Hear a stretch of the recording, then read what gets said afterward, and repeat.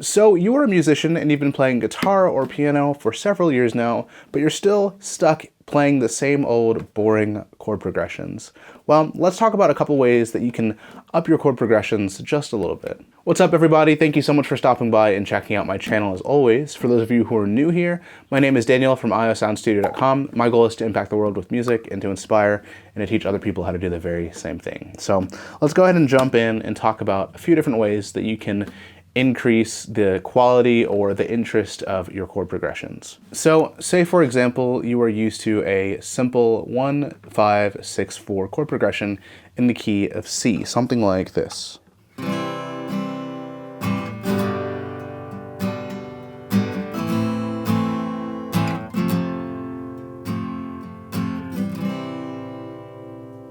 A couple of things that you could do to make that a little bit more interesting are, firstly, you could try switching a major chord with a minor chord, or in music theory terms, you can swap a diatonic chord with a non-diatonic chord. So for example, instead of playing a G major, the 5 major, you could try playing a G minor, 5 minor, something like this.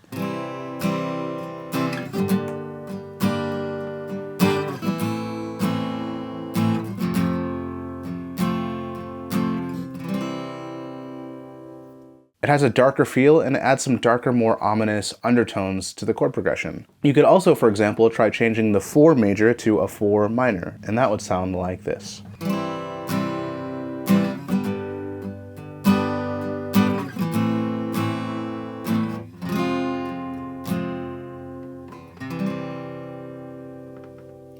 It also accomplishes that darker element as well to the chord progression. So that's one idea. Another thing that you could do is add extensions. So for example, in a major key, the scale degrees would sound something like this. In C major. But there are also additional extensions above those notes. So let's say you use C major, for example. You could, instead of playing that octave of the C, you could drop that octave and instead play a 7th there to get a lovely C major 7th chord. You could also do something like adding the 9th. The 9th is simply the octave of the 2nd scale degree, which would be that note right there.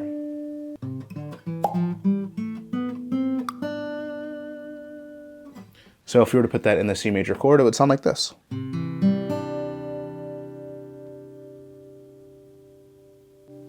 So let's try that same chord progression using a C major 9 instead of a normal C major. That would sound like this.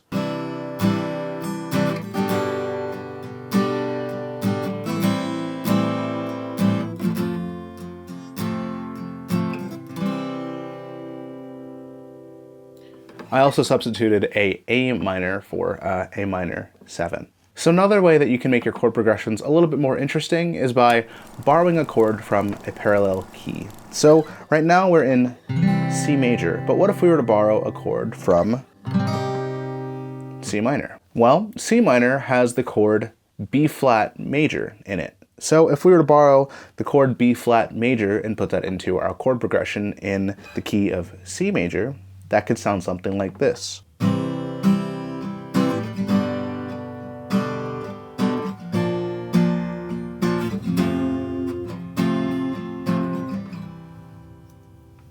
And thirdly, and this one is one of my favorites, you could try adding a secondary dominant in your chord progression. So to try to kind of explain this as simply as I can without getting overly complicated, a secondary dominant is the 5 chord that corresponds to any of the individual chords within your key. So right now we're in the key of C major.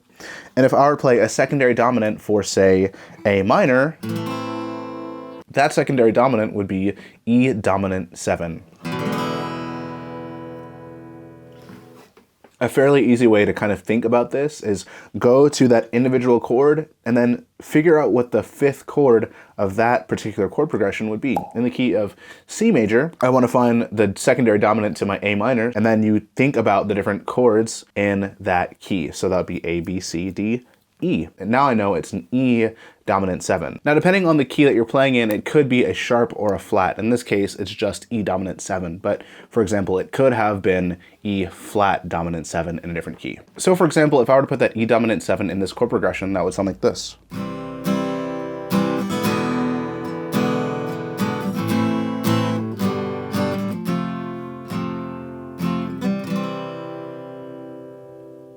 And a quick bonus tip, different rhythms and different inversions play a huge point in making these chord progressions more interesting as well. For example, you could play a C major 7 here, but you could also play a C major 7 here.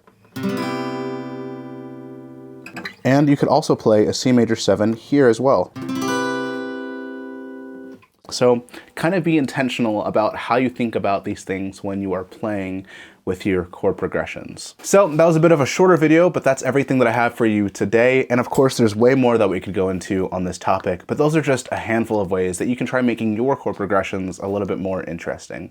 Thanks so much again for stopping by and checking out my channel. If you want to support me more directly, you can do so through patreon.com/iomusic, where I post other informational videos there and more production breakdowns that I do not post here on my platform on YouTube. But I hope that you have an amazing and blessed day, and I'll see you very soon with another video. See ya!